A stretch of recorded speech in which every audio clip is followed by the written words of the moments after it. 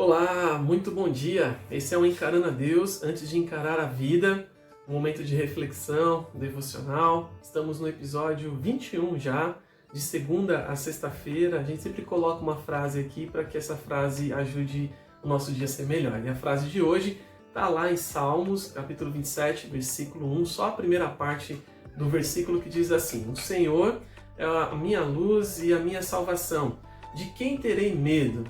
Bom, a gente já falou desse tipo de sentimento aqui chamado medo.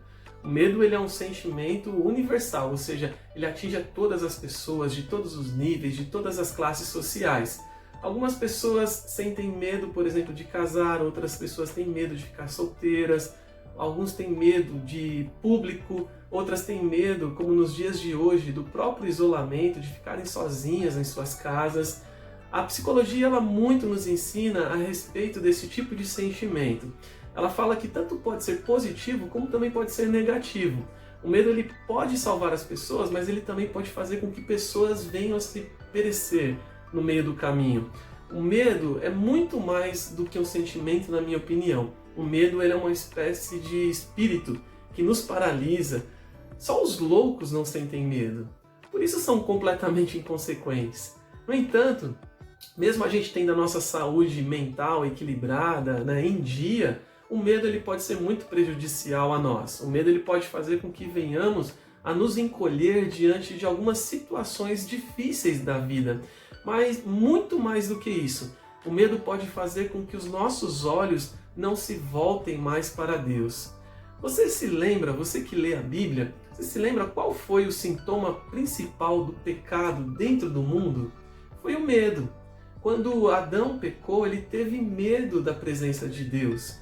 Em vez de Adão voltar os seus olhos para Deus, diz a Bíblia que Adão ele se escondia da presença de Deus, ele tinha medo de Deus, criou uma espécie de mecanismo de fuga. Adão e Eva, ao invés de reconhecerem a sua própria culpa, eles criaram mecanismos de escape.